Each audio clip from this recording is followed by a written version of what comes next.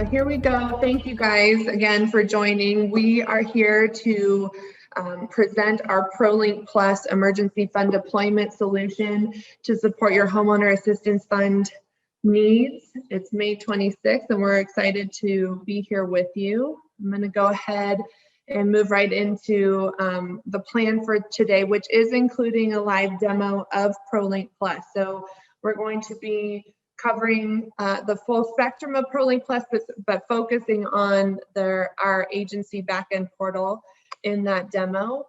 For introductions today, I'm Bree Kruger. I'm the EVP for ProLink Solutions. I'm joined by Josh Brown, Director of Strategic Alliances for E&A team, Leonard Megliola, our Senior Product Owner at ProLink, and then Scott Kern, our Chief Information Officer with ProLink. And then for our agenda today, we're going to cover just kind of giving everyone a little bit of an understanding on who's participating today. We are very excited to have so many. About a little under half of the attendees have participated in previous webinars that we've hosted. We've been hosting ProLink Plus HAF solution webinars about every 2 weeks. The other half is new, has not seen a presentation as far as we know before. So some of our presentation is going to be covering our ProLink overview and our ProLink Plus overview, some of the things that we included in those previous webinars. And then there's going to be a lot more content with this live demonstration that we have prepared. We're going to go into security and disaster recovery with Scott, and then a deeper dive into our HAF plan and our delivery model for HAF. So we will have plenty of new information to be sharing along the way. Again, looking forward to giving our first live demo as part of one of these webinar events. So going into our company overview for ProLink. So we have been in the affordable housing industry for over 20 years now. I think it's 23 or so at this point, and we have served state and local housing finance agencies, supporting tax credit administration. We have syndicators and investors using another solution that we call AIM, Alternative Investment Management, and then we support developers. So our goal is really to support the full ecosystem of participants in affordable housing. And then we have our product, ProLink Plus and ProLink HHF, that support the emergency fund deployment needs that have come up over the last 10 years or so, between first the hardest hit fund and now the Homeowner Assistance Fund. So that is obviously what we're going to be focusing on here today. Our work, we really try to build holistic systems to meet the full spectrum of needs for our clients, from the initial application stage all the way through audit and compliance periods for these funds. It's the same thing with tax credits. We try to build systems that really support all pieces of those puzzles and support all the people involved. So all the different groups and departments, both internal and external. We really try to connect people together and eliminate inefficiency and redundancy as much as we can, so that we have a really strong system in place, and hopefully more dollars to put towards the real reason why we're working so hard, supporting these homeowners and people in need of assistance in housing. And then our team is dedicated of mission-driven folks for sure. We are technologists. We're a software firm, ProLink is, but I know that our people really do believe in the mission of helping our clients solve the affordable housing problem in everything that we do. We have a number of people who have been with us for a very long time with technology backgrounds, and now have turned into industry experts because they've been involved in affordable housing technology for so long. And then we're very fortunate to be working with additional industry experts like E&A team and others to provide us with a very good system and expertise that's hard to find when you are trying to roll out a program like HAF, and there's a lot of people that need to be involved. So going over our customers, just to give you an idea of some of the agencies that we work with. Again, we don't have our ProLink Plus customers listed up here on the screen. These are our other products. We have ProLink HFA, we have ProLink HHF, our hardest hit fund technology, and we have ProLink AIM and FHA, which supports, again, larger banks and institutions, and then especially those of syndicators and investors in tax credit. So this is kind of a quick summary of the agencies that we work with. Thank you so much for those partnerships. I know a number of you are on the phone today, and we really appreciate being your vendor for these products, and we look forward to continuing to support all of our clients moving forward. And then one thing that we want to bring special attention to in this presentation is ProLink's alliance with ENA team, which is one of our service teams supporting the program plan consulting and training and compliance and quality assurance pieces that are needed for the HAF program. So ProLink, we serve 12 agencies on ProLink HFA, and you saw on that previous screen a number of others on other products that we offer. We've been in the affordable housing industry for a long time. We work very closely with the different institutions and leaders within affordable housing. We have a strong relationship with NCSHA. So we do our best to really stay plugged into everything that's going on and be a good partner to our clients. And I'm going to hand it over to Josh to give just a brief overview of ENA team and why this is a really good alliance between a technology provider in the affordable housing industry and that group. Thanks, Bree. So ENA has worked with clients, as you can see there, in all 50 states in the affordable housing industry since the 90s, so for the past 25 plus years. What ENA does is we provide services across all aspects of the affordable housing industry, including some program consulting, quality control, file reviews, program compliance training and certifications, as well as training on accessibility, plan reviews, capital needs assessment, 504 plans, and much more. We're excited to be part of this team that ProLink has put together. We think that being able to coordinate the efforts from the technology perspective and understanding the affordable housing program and needs and how they operate and how customers will access and apply for those services helps us to coordinate those efforts to make sure that the business processes are thought through well, the plans are designed well to maximize the ability that the software brings to the table. So we're excited to be part of the team and happy that we can help state participants administer their programs. Okay, thank you, Josh. Okay, and then I'm going to go ahead and move into our overview of ProLink Plus. So this is the technology solution behind our offering. So ProLink Plus, I call this you might have heard me on previous webinars refer to this as kind of the bird's eye view of how ProLink Plus really connects all the different people involved, all the different groups involved in administering the HAF program. So you can see it represented in the middle. On the left-hand side, we have our homeowner portal, and then on the right-hand side, we have our agency backend portal. And then we have everybody else surrounding it. So up here, you can see program manager kind of in the middle there, which may be an outsourced third-party program manager, or could be your agency. And then we have our homeowner on the far left. So that homeowner is going to be applying through that electronic application submission process through the homeowner portal, both available on desktop and on a mobile app or mobile device. It's mobile friendly.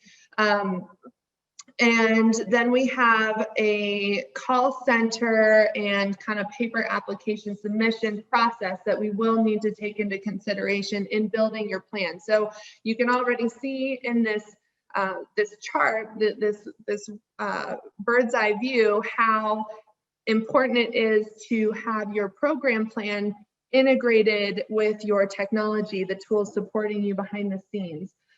So we do have some service partners who can support call centers and counselors and all the different other parties that you see represented here on this screen. But again, we're kind of focusing in this minute on this slide on the technology piece. So as those applications are submitted in, whether it's directly through the portal, whether that homeowner needs to call into a call center to help get that application submitted, or is working directly with a counselor or other party that is involved, those applications are going to be submitted and completed as efficiently as we possibly can. That's the first step to a successful program, is ensuring we have a really good system, really user-friendly system in place at the very beginning. And then once those things are submitted, once those applications are submitted, we have the back-end process that starts to happen. So we have our processors, we have our underwriting and eligibility determination happening behind the scenes. And then finally, once we qualify those applicants and we approve those payments, those would be initiated to those mortgage holders and servicers. So that is that far right-hand side arrow going out to those parties. And then you can see we have a number of reporting needs that will be exported out of ProLink Plus to provide to your agency for internal reporting. We have U.S. Treasury and HUD. So all of those things are accounted for and can be done through the full ProLink Plus kind of technology. So really what I'm trying to say is everything that is needed for that reporting is tracked and available to you in one place. So that is the goal with this system, is to have everything in one place for you to track and report on from the time you begin your pilot all the way through your final program. And with that, I'm going to hand it over to Leonard. He has about a half an hour worth of live demonstration that he's going to be covering with you. Thank you, Bree. Good morning and good afternoon to everybody here today. My name is Leonard Magliola. I am a product owner here at ProLink Solutions, and today I'm going to demonstrate some of the capabilities of our ProLink Plus software. At a high level, I'm going to go over our homeowner portal, which is the applicant portal where people can apply for your programs. It includes things such as pre-qualification, document submission, hardship affidavit, and real-time status updates. I'm going to talk a little bit about our agency portal, which has assignments, our disbursement, utility, loan tracking, ad hoc reporting, and everything else you need to manage the program, including some of those items that Bree just talked about. And finally, we can take a look at some executive dashboard and metric updates that we're going to be putting in place. If you've seen my demo before, this is going to be a little bit of an abbreviated demo compared to what I've shown in the past. So if you are interested in seeing the full demo, please reach out to us. Let us know. We're happy to do a longer version of this demo for you. And also, if you saw me do this demo in the past, you would have seen me show our HHF applicant portal, our homeowner portal that people have been using successfully for the last 10 years.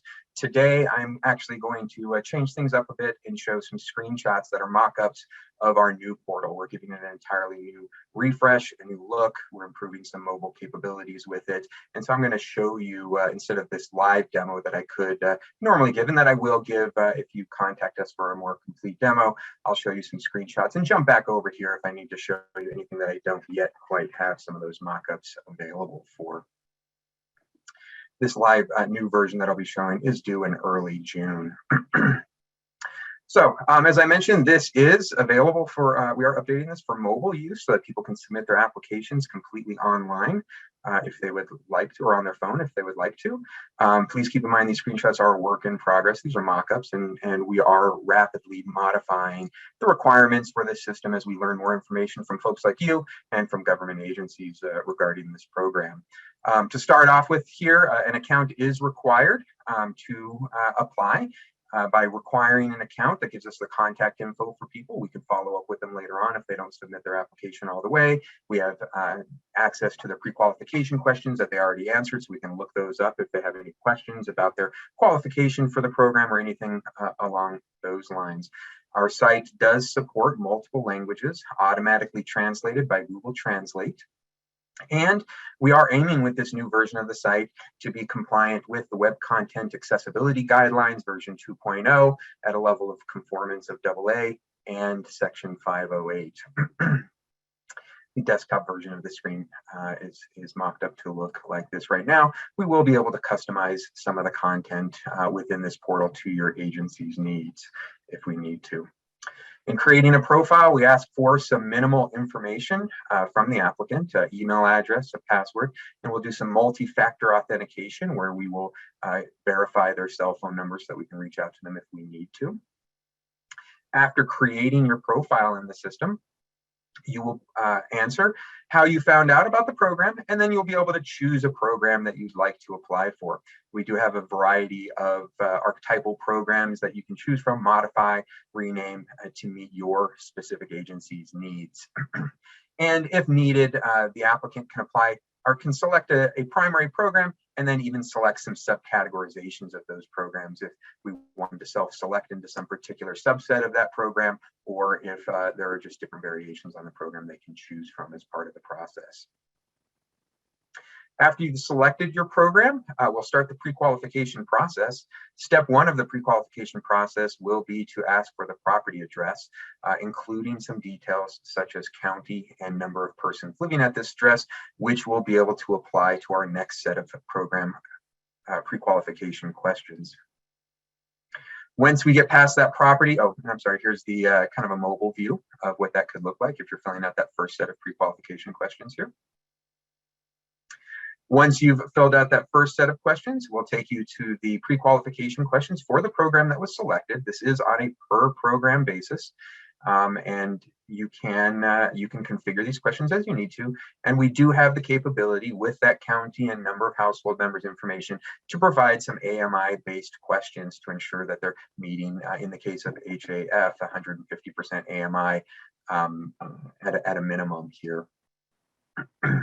Excuse me. If you pass the pre-qualification questions, images here, did I just jump ahead without meaning to?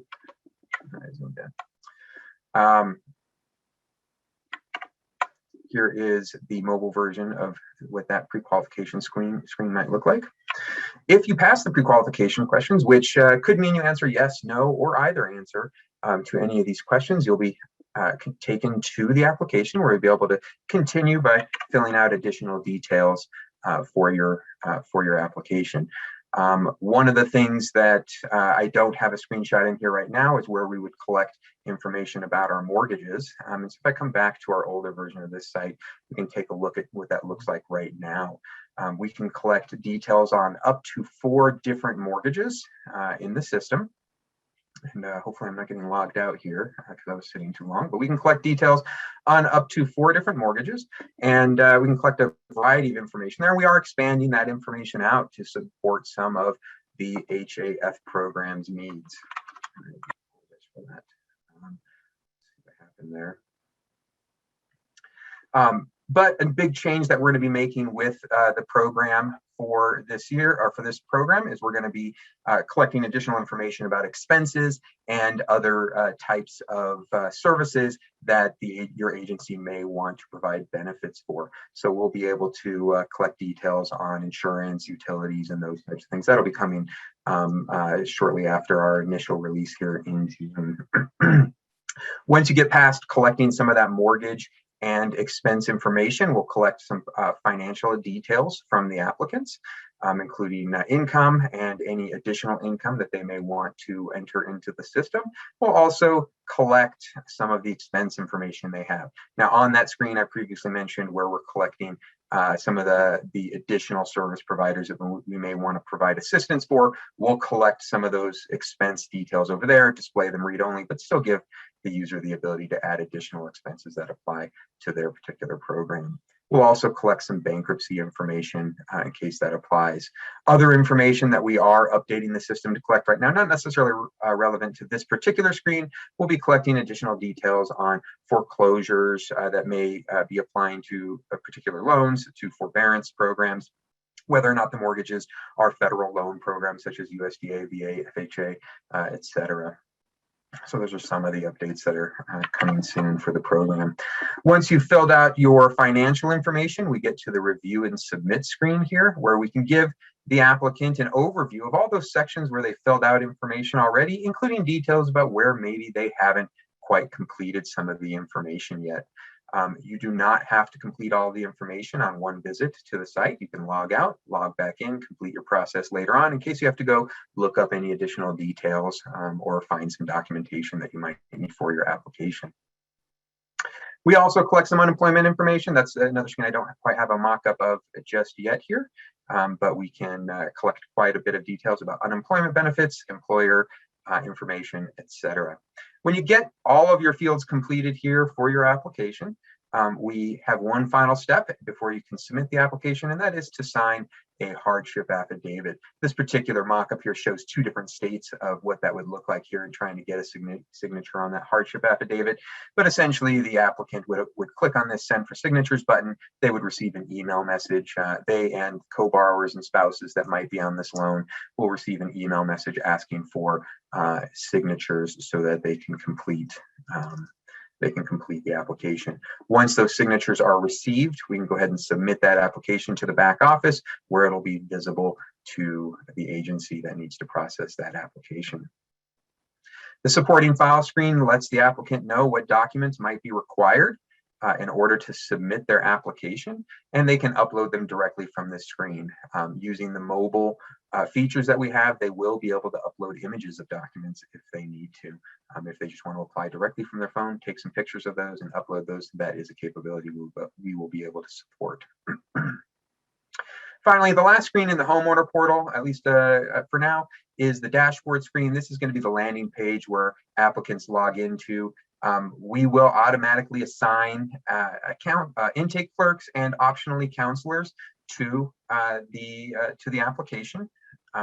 And as far as third-party counseling agencies go, if we do assign one of those, we do have the ability to assign them based on the county of the property, and we do have the ability to assign counselors based on the workload capabilities of each individual counseling agency. Further down on this screen, the applicant will be able to see status updates on their program, including what stage of the process their application is in. And if they do already have scheduled payments ready to go out the door for them, they can see an entire list of those payments, along with what they've been approved for, how much has been paid out to date on their behalf. They'll be able to continue coming back here over time to see those updates as they change. That's my brief demo of the homeowner portal. I'm going to jump over into our back office software, which is where we process these applications. For today, I am showing the HHF version of this particular application here. The ProLink Plus version will be largely the same with the addition of those new fields that I've been mentioning as I've been going through this demo, and we may even have a nice UI update to this before too long.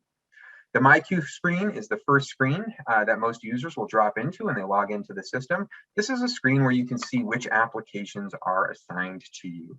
And we'll talk about how that assignment happens later on. But if you're coming in for the day to work on an application, you can see applications assigned to all users. You can see applications assigned to just yourself if you'd like to. You can filter down to applications in a variety of different programs that are available. And you can filter applications down to the stages that our system follows for every application. We have a fairly strict stage system that requires that applications go from registered to a submitted application to a qualification process to underwriting, closing, if there's any closing processes that need to take place, disbursement, where we actually send out payments on their behalf, and then monitoring if there is any compliance monitoring. And one nice thing about our stage system is that it's fairly strict as far as what you need to complete before you can move from one stage to the next. This is to ensure that we are meeting all of our requirements, that we're doing all of the due diligence that we need to along the way here. Okay. So you can get to an application just by looking at your queue here that I've been talking about. You can also find applications by searching in the system. You can search by name, last four social, email address, property address, and application ID. So you can quickly jump over to those. Another way to get back to those applications you've already recently been working on is to look at this main menu recently visited section, which shows us the applications you've recently been to. So I'm going to click into one application here so we can start talking about some of the details of these applications. Let's get that click on that.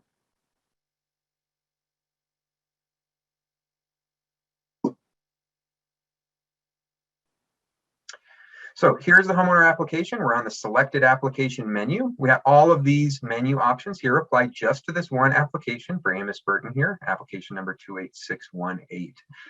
We have an overview that provides some high-level details, but most importantly, when a new application comes in, we can find all of that application's details on the Edit Homeowner application screens here. This is exactly where we can see all the details that have been entered by the applicant through the portal, including all those details about unemployment that I couldn't show you on the current version of the portal, all the additional information about the mortgage that I was not able to show you earlier as well, and all that financial info that we talked about as well. You can make changes here if you need to, and you can see the latest data that was submitted by the applicant. If you want to know how this data has changed over time, almost every screen in our system has a history button here. The history button will let you get in and see exactly how every data point on this particular screen has changed over time. So you can see the date and time that somebody changed some data. You can see who changed it, what it was changed from, and what it was changed to, giving you a full history that you'll always be able to go back and refer to see how and who changed data in this particular application. If you want to see the pre-qualification questions entered by the applicant, you can click on pre-qualifications here on the left. This menu option for unemployment, this is for an unemployment-based program here in this particular case, includes 4 sub-menu options, one of those being the pre-qualification screen where we can see those questions that were answered by the homeowner when they were filling out their application. And you'll see the exact questions that they answered at the time, even if you update these questions later on. So we do have the ability to update these as program requirements change. The program stages screen, I talked a little bit about program stages already. The program stages screen shows us a history of how this application is passed through all of those stages. So in this particular case, we see that this application was registered, then pre-qualified. It was submitted as an active application, but then was inactivated by a user who said that the homeowner was not eligible due to not having unemployment benefits, but then later reactivated and then pushed through the rest of the stages from that point forward. So we have a way of tracking how this program has changed over time. Down below, I have a list of requirements necessary to meet in order to move from one stage to the next. So for example, to get to a submitted application, we have to complete all required fields in the system, and we have to complete all of our pre-qualification questions to move on. Presently, this application is in the disbursement stage, so we're really looking at moving down to monitoring after disbursement. And you'll see we can't move forward at this point because we still have pending disbursements for this particular program. So we would either have to disperse those payments or recycle them back into the program in order to advance from this point forward into the monitoring stage. Another thing you'll see on these stage requirements here are checklist items. Almost every stage has a requirement that you complete all checklist items associated with that particular stage before you can move on.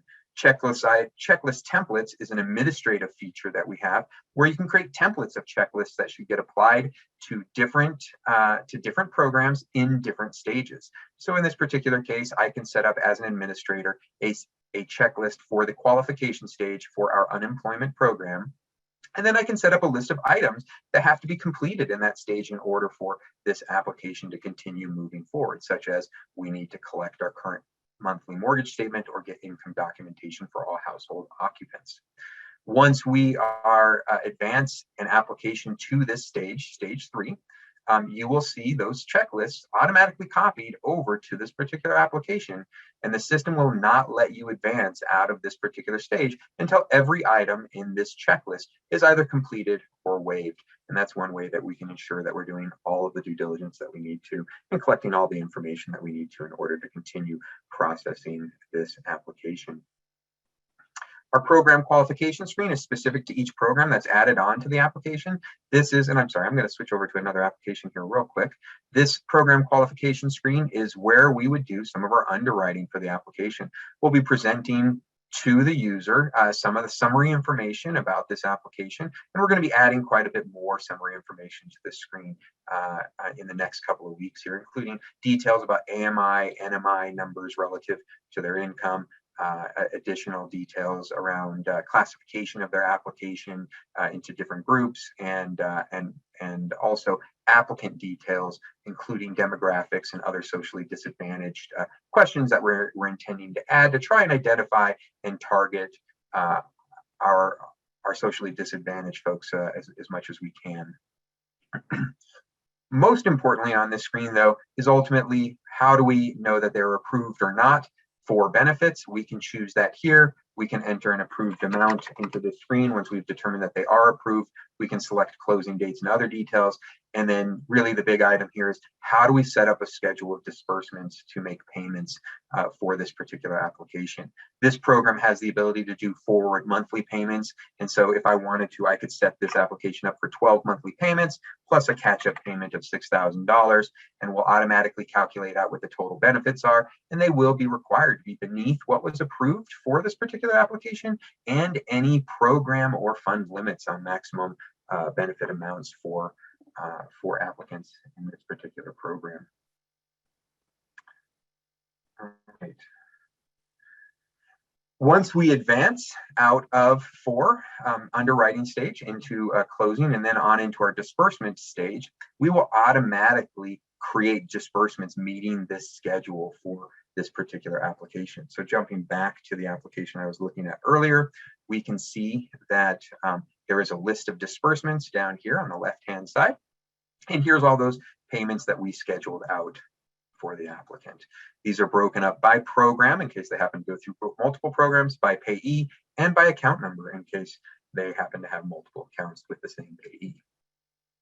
On our disbursements, we have a scheduled amount that has to go out the door for this. We can track payment information, payment reference numbers, batch numbers for exports. We can track recertification statuses if that is applicable to your program. And then we can also track details such as returns that may be made in cases where maybe we made an overpayment to a servicer, but the escrow amount had changed, gone down, and now we've made an overpayment for that loan. So we can track those returns as they come back to us. Once we have all of our disbursements set up and ready to go, once a month or however frequently we need to, we can come into one of our utilities here, the disbursement utility, and we can export those payments from the system so that they can be paid out. Payments can be exported from the system based on program selection, and then either for all payees or for individual payees.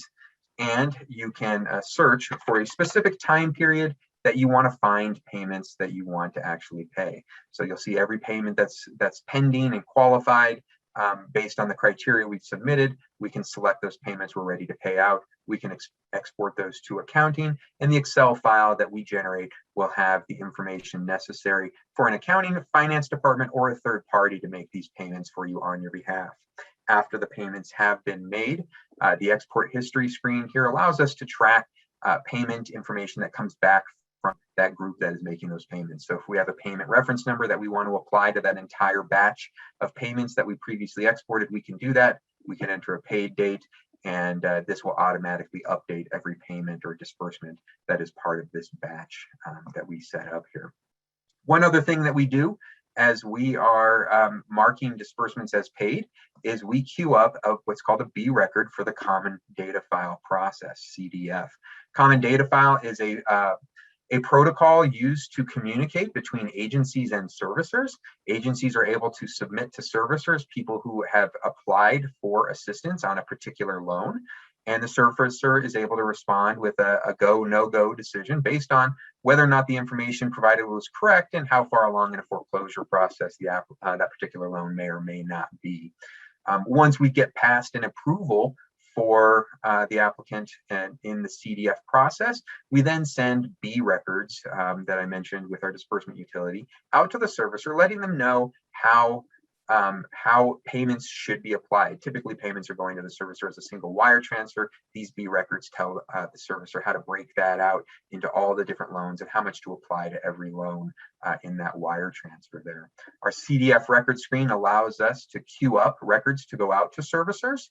And then when the servicer responds, if they provide us with a V record, which gives us a bunch of additional information about the loan from the servicer, we'll present that information in the system here. And that way you can find out the latest information from the servicer about payoff amounts, loan terms, any of these other details here. You can see there's quite a few fields that the servicer will return to us. And we can use that for our underwriting processing, and even to make sure that we're setting our disbursements up for the right dollar amounts.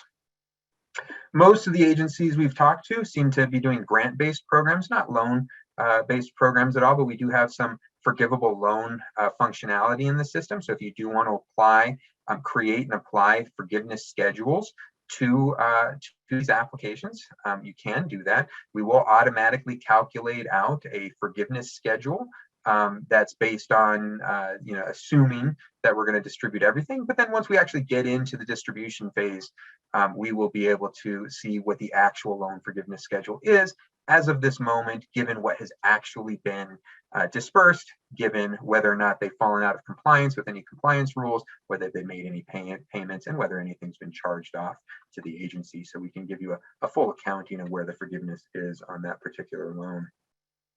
The application team on an application, this is how somebody gets an application on their MyQ screen. So we automatically assign the intake clerks. We can automatically assign the counselors, but you can also add additional users as you see fit. And this application will show up on those users, whatever role they happen to be applying or playing in the system. We also show on this screen a list of any entities, organizations that we're making payments to. So in this case, we're making payments to this mortgage company here, and we will show contact information for that servicer in case you need to follow up with them directly. We have the ability to see files. So we saw that the homeowner can upload files through the application portal. We can see those files here on the application directly. We can also upload agency files to this as well. The homeowner will not see anything that the agency is uploading necessarily. And you can always get back to these files here. Our file system also supports multiple versions of files as well. So if we do get updated versions later on, we can go back through time and see what was previously submitted if we need to. The notes task screen here is also another screen where we can log textual notes about the status of this application and where everything's at. That way, if somebody else has to jump in on an application later on, they can see a full history of everything that's happened with this particular application. Our reporting capabilities, we do have a variety of canned reports here. We have a counselor performance report that tells us how many applications are assigned to our various users and how long they've been in the various stages. We have a duplicate application audit report that can tell us whether there are any potential duplicate applications out there presently based on social security number and loan numbers, although we are considering some additional options to add to that in the future.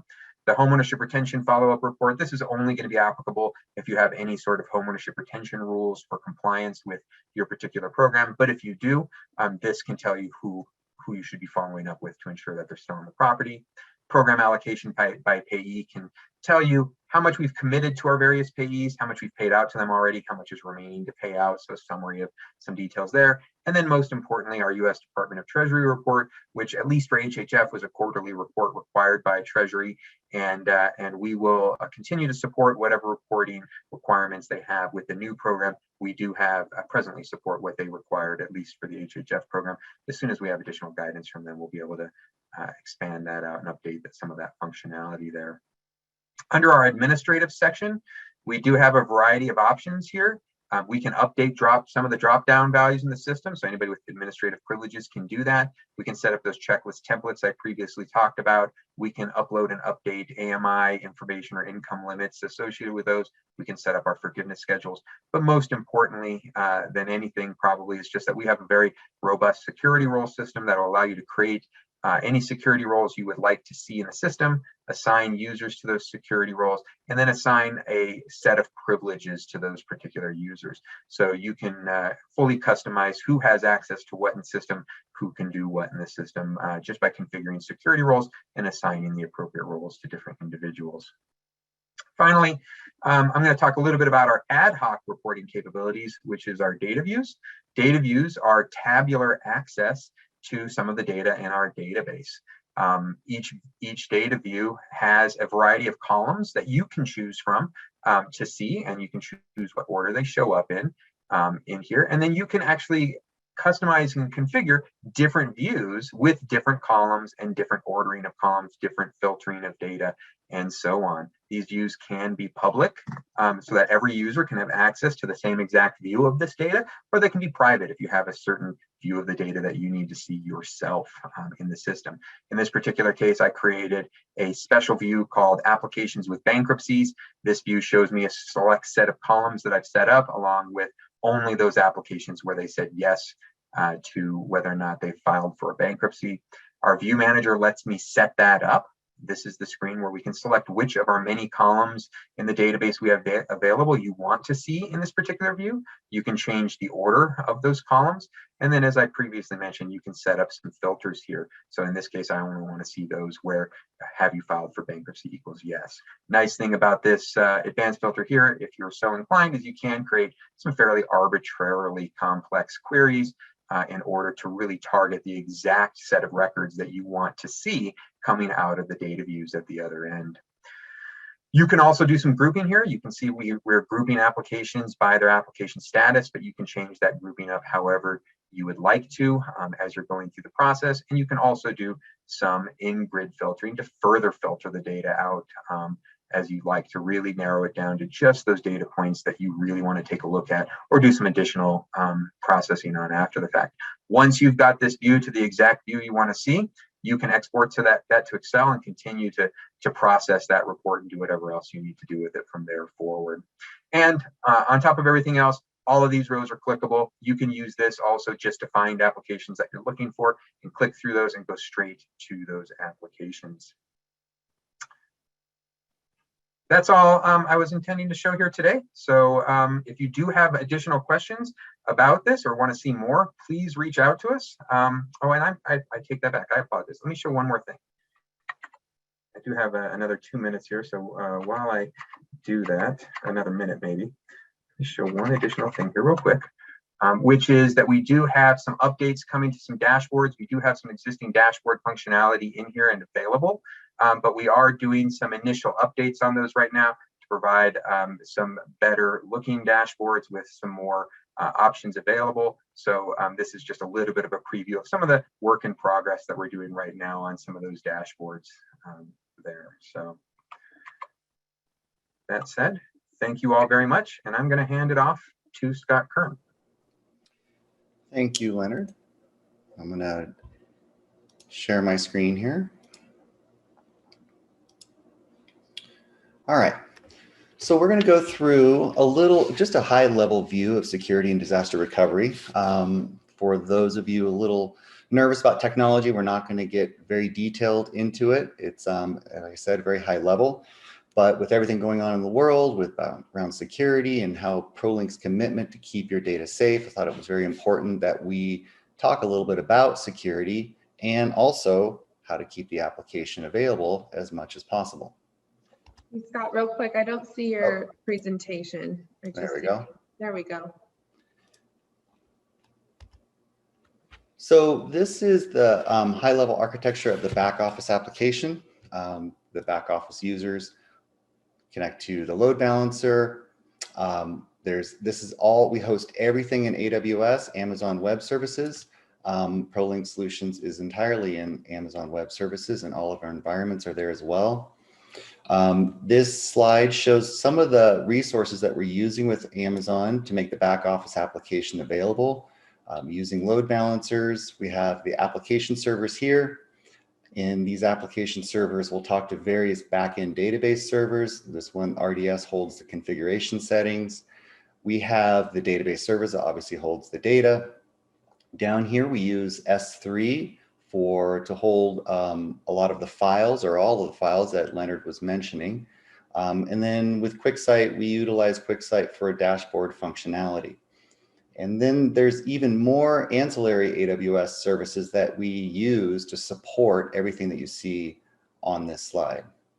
In addition to the Amazon services, we are utilizing some outside services, Zendesk for support and ticketing. And then we support single sign-on using SAML version 2.0. So if we were to look at this slide here, and we wanted to talk a little bit about data security for the back office application, you can see that for starting at the back office users, all client traffic is forced to use HTTPS, which is encrypted.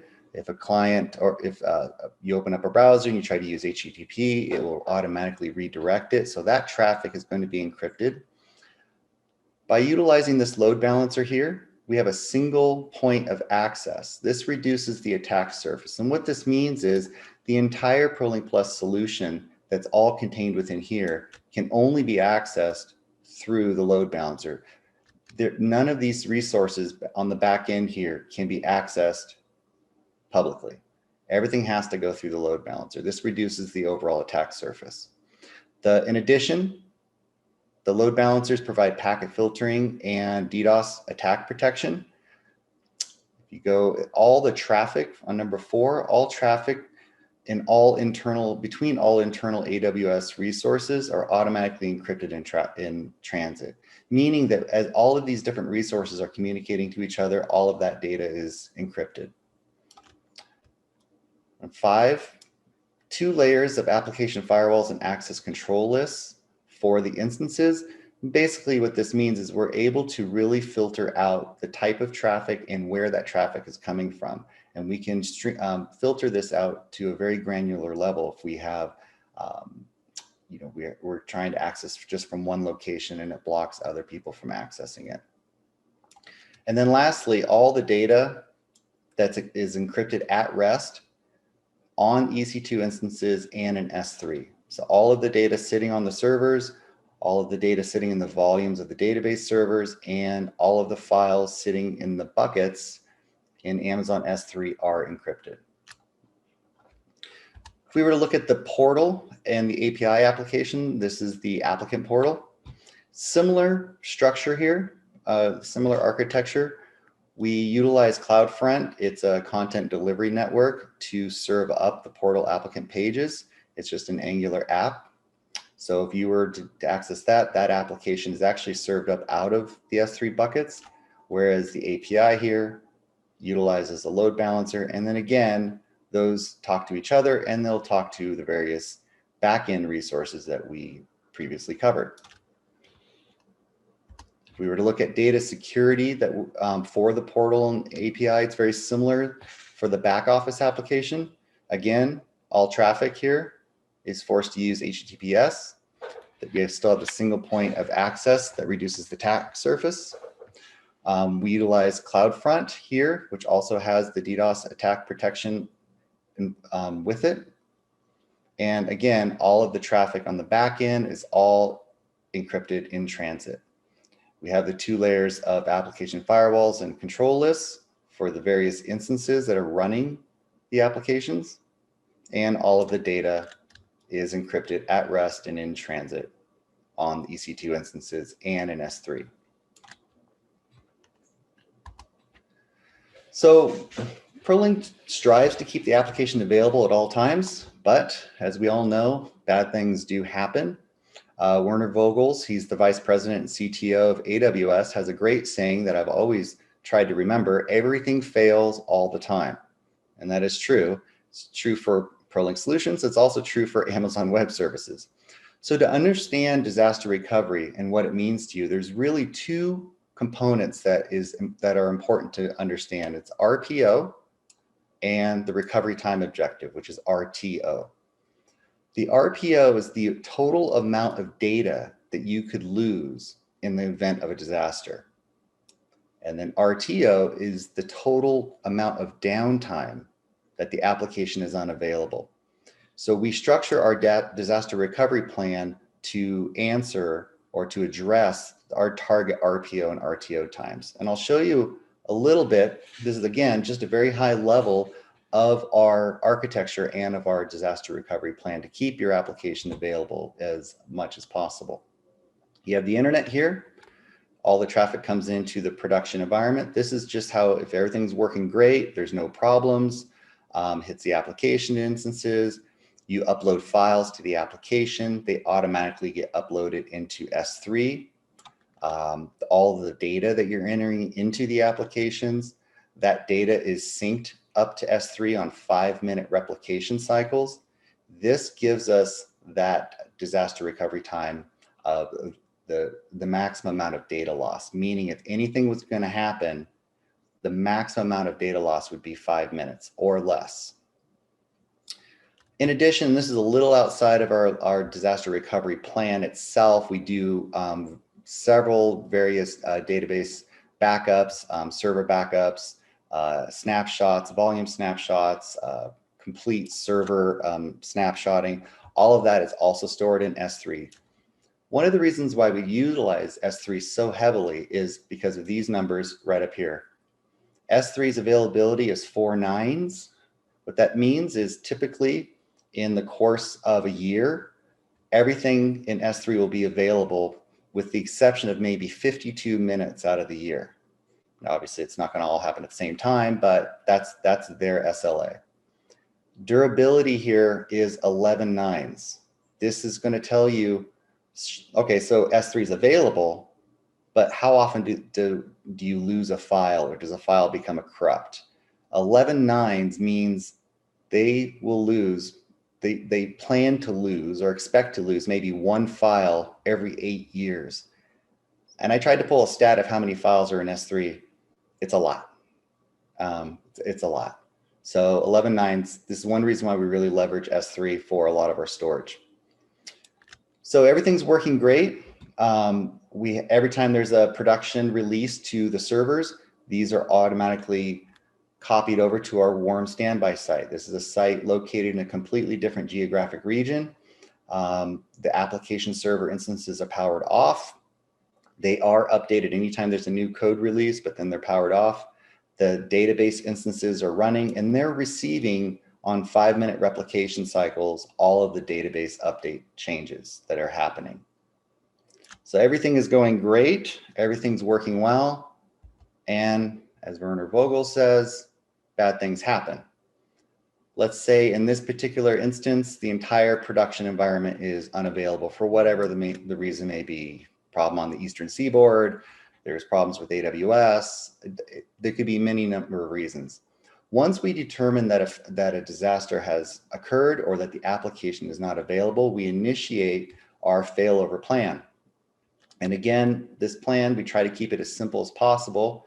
I might have oversimplified it a little bit for this demonstration. There's a lot of stuff on the back end, but typically what we would do in this plan is step 1, we're going to change the redirection to the warm standby site. We'll change DNS. So when you try to hit the application over here, you're actually going to be hitting the warm standby site.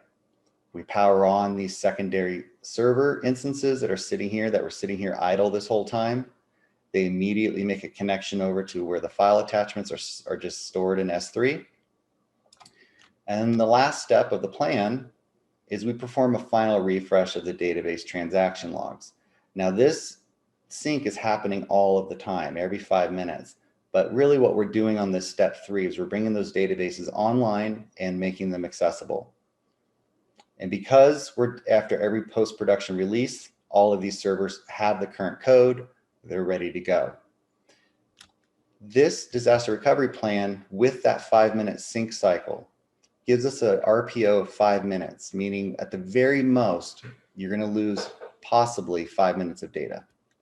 And more importantly, or just as importantly, I should say, the RTO time, the amount of time that applications would be unavailable is going to be under 30 minutes. This disaster recovery plan here is something that we test every month. Typically, they recommend you test it, every year, twice a year. We test this plan every single month to make sure that any new changes that we may have introduced are represented here and that everything works as planned. And that's pretty much it. And with that, I'm going to hand it back over to Josh with E&A, and he's going to do a deeper dive into the plan itself. Thanks, Scott. Appreciate it. So for today's discussion, what I'm wanting to do is take a deeper dive into a couple of the areas related to the HAF plan. So specifically, we're going to talk about the homeowner needs and engagement section and the program design. And we're going to go a little bit deeper into some aspects of the program design that are important to be having some discussion around and making some decision points when you're considering setting up these programs. Now, to begin, I just wanted to touch on the E&A team's primary objective as a member of this team offering this proposal, this solution, is to help guide the design of these HAF plans and the programs that are within those plans so that they can share commonalities to the extent possible with other participants using the ProLink Plus solution. So since we're going to be working with other HAF participants, we'll be able to serve as a sort of liaison and coordinate the program designs where it's possible and where it's beneficial. In addition to that, as a part of this ProLink team, we can help guide that program design to ensure that it fits well within the existing structure and framework of the software solution that you've seen today. That also allows to minimize variations and customizations that can extend implementation times. I think, as everybody knows, HAF participants are required to submit a plan to Treasury. That due date is June 30th, 2021, or in the absence of submitting the plan by that date, you can inform Treasury of a date in the future that you intend to submit that plan, as long as you do so by June 30th. And as we talked about, Treasury indicates that there's going to be at least 5 components of the HAF plan that need to be considered: the homeowner needs and engagement, program design, performance goals, readiness, and budget. So we're going to focus today on homeowner needs and engagement first. And really what that involves is identifying those needs in your geographic location, collecting some data, establishing what those needs are, and how are you engaging with that community, targeting that community, your marketing efforts. So as part of this data analysis and trying to identify this, Treasury's emphasized the necessity to include public participation in the development of the plan. Now, the plan will need to define what methods were utilized to engage the public. How did you reach out to them? How did you engage in your public participation in the development of the plan, as well as, what public hearings did you use, if any, or coordination with organizations representing eligible homeowners.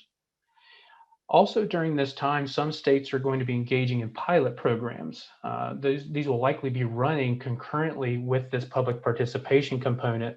And generally, the public participation is not intended to inform the pilot program, but instead the pilot is running at the same time. The pilots are generally being shaped up to be specifically targeted at a defined population, usually within a HAF participant's existing portfolio, where they know what the delinquency conditions are and they have an idea of what kind of service they can specifically target, such as just focusing on mortgage reinstatements only.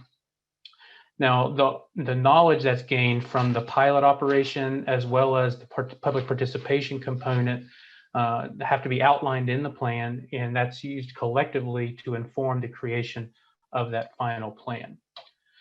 Then as we move into program design, so considering what types of programs you'll offer from the qualified expenses that were specified in the regulation, HAF participants need to make some early decisions regarding how they're going to determine certain things, such as the income eligibility, the financial hardship qualifier, and how you'll implement the prioritization that's been discussed, such as socially disadvantaged homeowners. It's extremely important to talk through that business process of performing those actions that are necessary to deliver on the requirements of the program you design. Understanding the business process is integral to a smooth implementation. It provides clarity for training purposes, and it provides clarity for software setup. Coordinating these efforts so you're thinking about the process at the same time as you are making decisions on requirements allows you to identify any areas that could generate some efficiency, better accuracy, and better delivery of the program, and ultimately a better user experience for your applicants. So as these decisions are being made, it's also important to remember and keep in mind that this is disaster response funding. Treasury's advised that participants should avoid establishing documentation requirements that are likely to be barriers to participation for eligible households. So trying to keep that in focus as you make these decisions and ensure that what requirements you're putting in place are necessary in order for you to effectively administer the program and are not overly burdensome is extremely important. So regarding income eligibility, I think everybody knows at this point that at least 60% of the allocation is restricted to serving eligible homeowners at or below 100% median income. Now, remaining amounts beyond that 60% restriction can be provided to homeowners up to that 150% median income threshold. But there also within that is a priority that we talked about earlier that we'll talk about again in a couple of minutes for prioritization of the socially disadvantaged homeowners. Now, participants can choose between two definitions. HUD has provided, or the Treasury has provided that you can either use HUD's Part 5 definition of income, or you can use the definition of income the AGI has reported on the IRS 1040. So within those definitions, they've identified two approaches that you can use, which include a self-attestation from the applicant, along with supporting documentation such as a 1040 or W-2s or pay stubs or things of that nature. They've also identified the ability to use a self-attestation with the HAF participant applying a fact-specific proxy, such as data on incomes in certain geographic areas. So when you're thinking through how you want to do this, a lot of the conversations we've been having encourage HAF participants to consider first having the approach of collecting that 1040 for their 2020 tax return. Now that we're coming into May and June, there's a high percentage of people who will have likely filed their taxes. And if we can collect that, that might be an expedited way to identify a qualifying income number for annual income under the regulation to quickly establish their income eligibility. Now, if the 1040 is unavailable, you need to be thinking through what the next steps would be in this waterfall of determining eligibility. So, but keeping in mind the impact on the tenant, do you then just go to the next approach that would place the least burden, would be maybe using the fact-specific proxy for the geographic location for incomes, or do you then move to additional documentation that might be available to establish income, such as maybe the W-2s or pay stubs and things of that nature? Once you've established eligibility based on income, the next step of determining eligibility is identifying that they experienced a financial hardship. Now, the regulation defines the financial hardship as a material reduction in income or a material increase in expenses associated with the coronavirus pandemic that has created or increased a risk of mortgage delinquency, default, foreclosure, loss of utilities, home energy services, or displacement. And it further states the homeowner must attest that they have experienced such a hardship and describe or provide a narrative description of that hardship within that attestation. Now, different states are taking some different approaches here, and frankly, the guidance from Treasury is a little unclear, and both interpretations can be considered accurate. Some states are reading this to say that documentation of the hardship is not required and that the self-attestation and description of the hardship are sufficient. You'll note that in the income determination part of the regulation, it specifies that supporting documentation is required.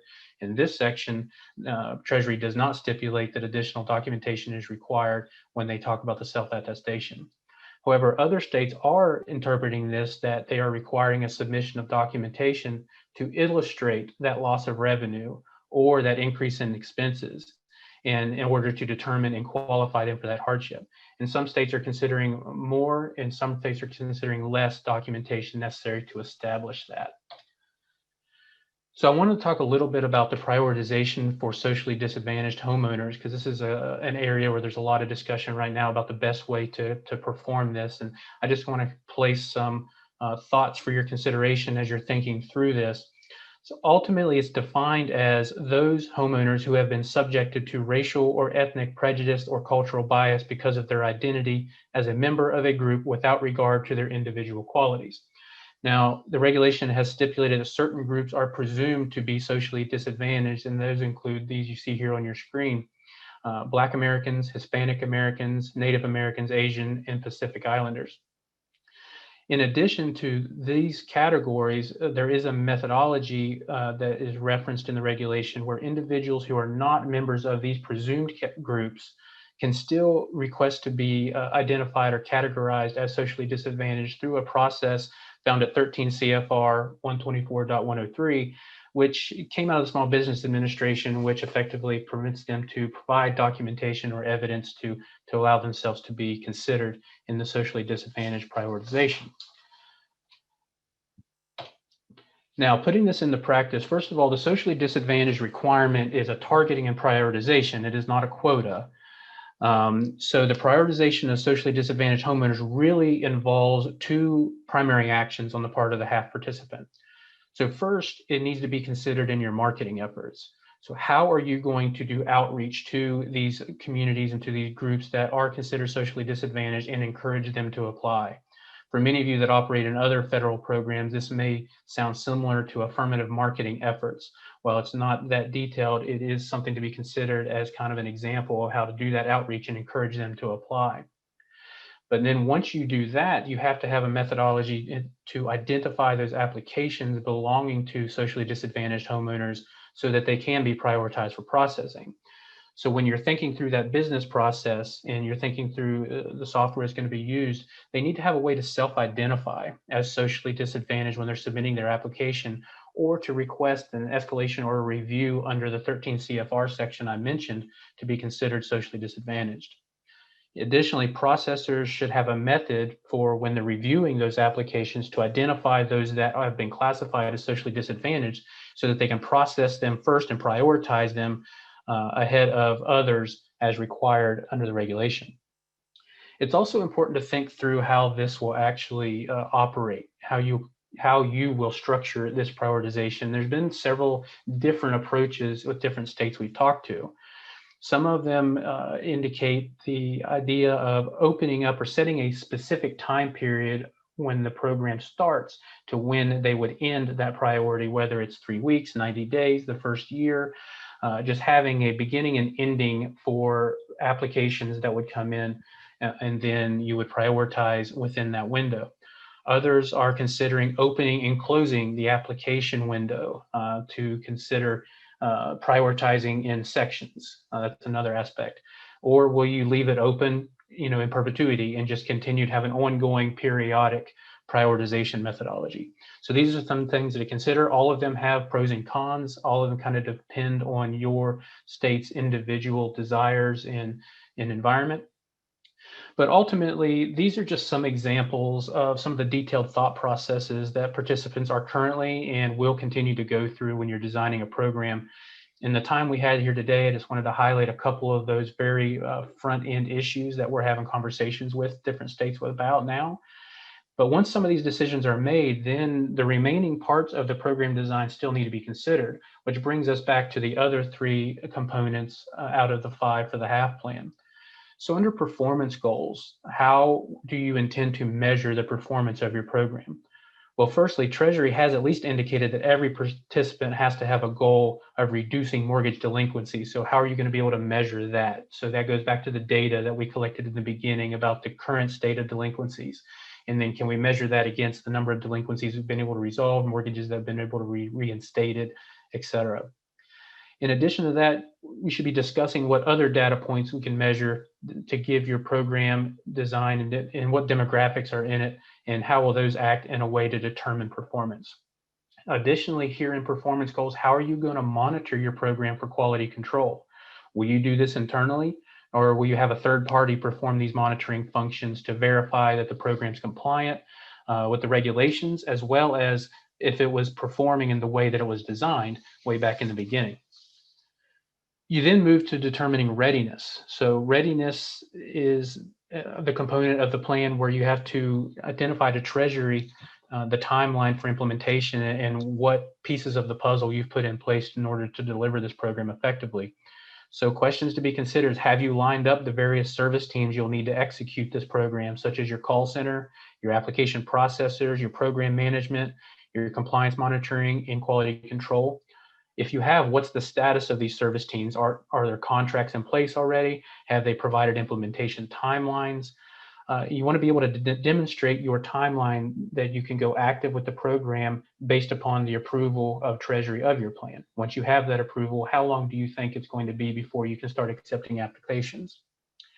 It's also important to take the opportunity here in the readiness section to leverage the lessons learned from that pilot program that you were running and describe how the participant used that initial allocation in the operation of that pilot program, and what information you gleaned from that. What business processes and roles did you uncover, and did you identify any additional training needs, and how that is informing how you approach the overall plan. And then ultimately it comes down to budget at the end. Treasury has indicated that they intend on providing a template for the budget, but at least at minimum, the budget breakdown is going to have to lay out your expected allocations in your different program and sub-program offerings, things of that nature. Your anticipated volume may be important to put in there. Your anticipated disbursement per applicant on average can help to shape this budget. So in wrapping all that up, if I can leave you with a final thought today, I want to make sure that everybody's aware that all these pieces that we've talked about today and these pieces of the plan are interrelated, and they have impacts on the overall performance of this program. So as you're making these decisions, you want to keep in focus the intent, which is to deliver that assistance to people who need it quickly, and only put requirements in there that are absolutely necessary as an administrator of this federal program, and to be aware of the user experience. You want to make it easy for them to get their application submitted. You want to have resources available to them to answer questions quickly and to guide them through the process. And you want to have adequate resources to process applications so that people aren't waiting without word on the status of their application for funding that they're eligible for. So with that, that's the focus that we wanted to kind of bring today on the HAF plan. And we encourage you to keep working hard on your plans, as I know that deadline's coming up. And I'll turn it back over to Bree to talk a little bit about the specifics of our delivery model. Okay, thank you so much, Josh. I did take over screen share, so I should have it now. Just a couple of things before we go into our delivery model and wrap up this session.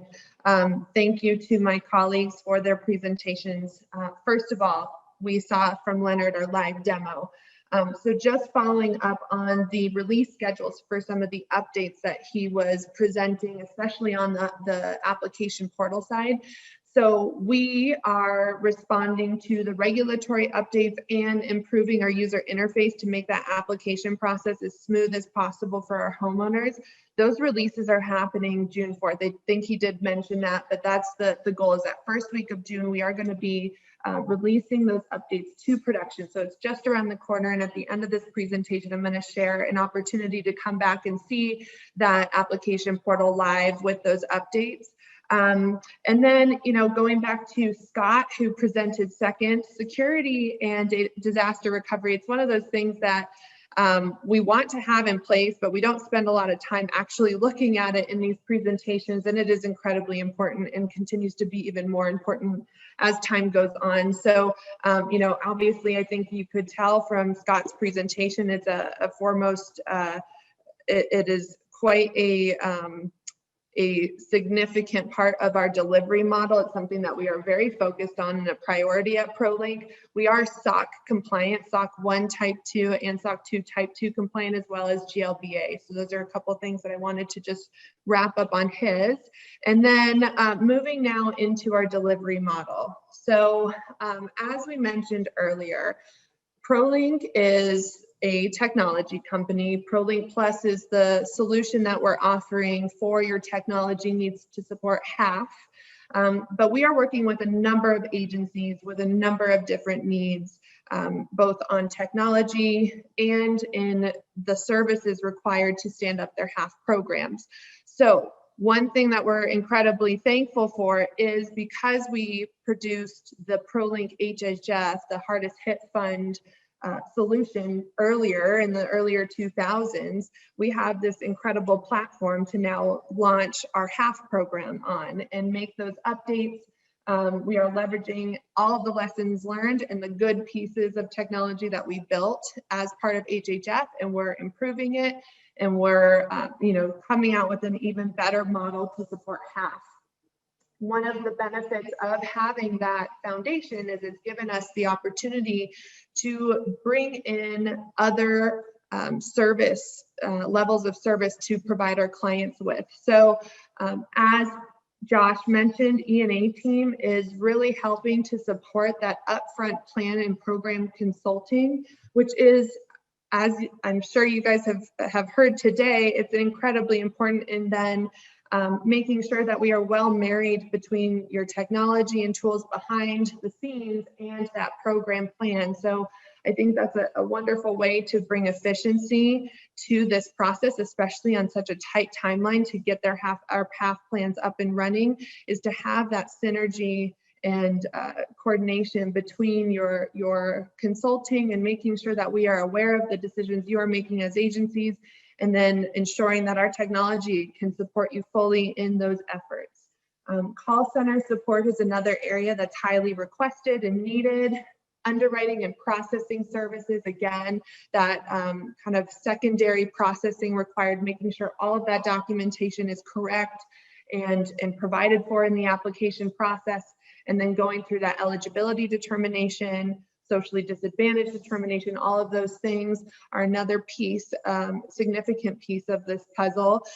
Program management is something that can be, outsourced or used, provided through a third party that we have a couple relationships with, as well as staffing for counseling support if that's a part of your program plan. There's different levels of counseling involvement that we are working with agencies on currently, so we can certainly explore that. And then payment processing is another piece as well. Finally, compliance verifications, file audits, and quality control, all very important to have as part of this plan. So these are all things that we can offer through service teams as subcontractors under the ProLink solution that we're offering for HAF. In doing so, it does give us a leg up because we are already engaged with these teams. We're working with these teams on implementations already of ProLink Plus.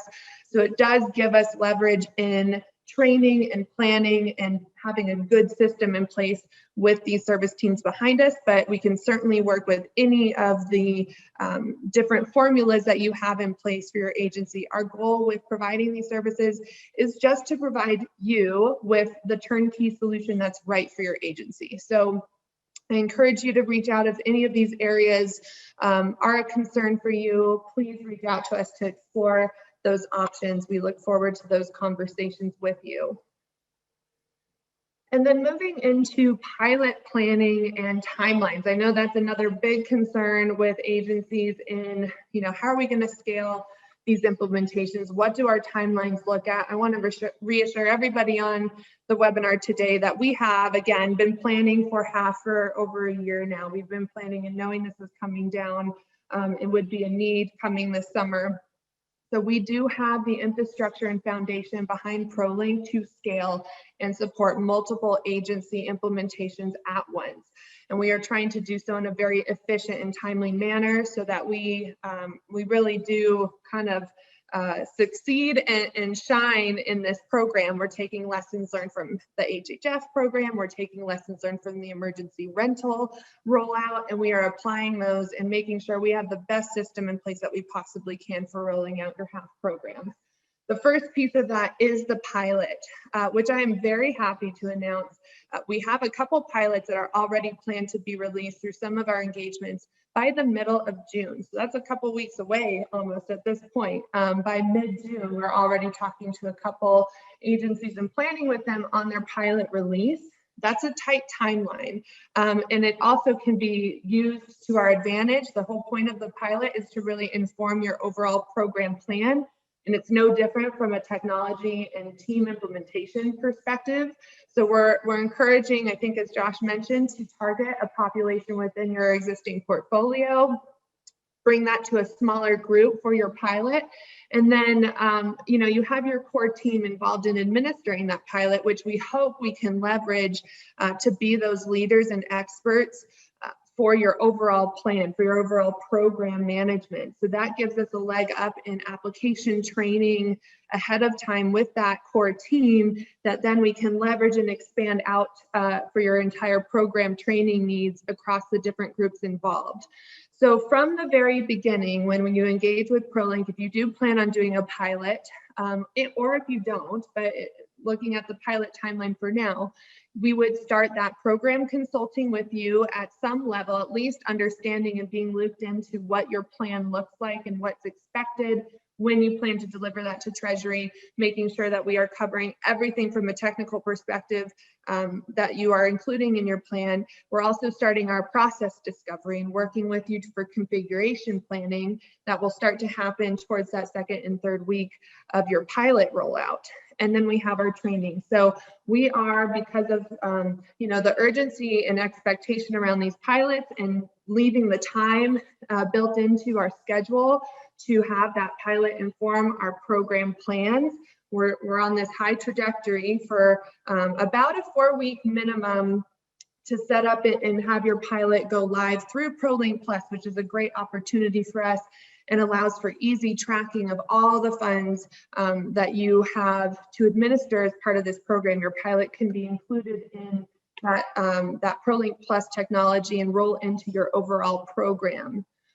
And then moving into your actual program implementation timeline. So once that Treasury approval happens on your plan, we will probably be doing additional program consulting and some discovery, process discovery to address any concerns raised or changes required by Treasury in response to your plan.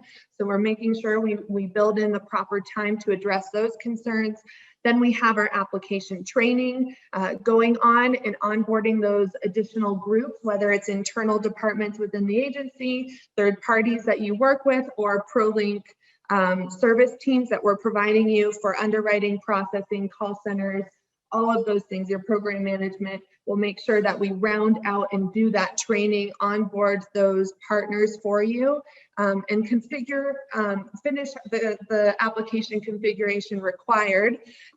Then with a goal of going live with your program, we have a 6-week minimum. So that's kind of the timeline that we can predict and we are targeting for the program configuration, the technology configuration, and all the minimal steps required. So this timeline can change depending on agency requirements. As you can imagine, there's certain integrations that agencies may require. There's a lot of details that we need to make sure that we can work into this plan and deliver to, but at its core, and being able to stand up and receive applications and have that configuration in place, we are looking at a fairly aggressive timeline that will hopefully give you confidence in our ability to have you up and running and get those funds, administered as quickly as possible to those who qualify and need them.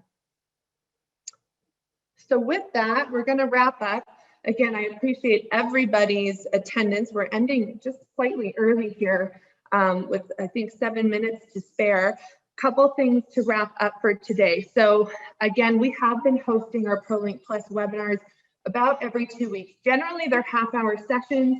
This was obviously much longer and more detailed, and I'm so thankful for the attendance today. I think it was a wonderful opportunity for us to share more with you and really focus on some areas like the disaster recovery and some of the plan consulting that Josh went over that we don't necessarily have time to do in our standard hour-and-a-half demonstrations with individual agencies. So that is an opportunity. If you would like to have a demo that's tailored to your agency, we'd be happy to provide you with that.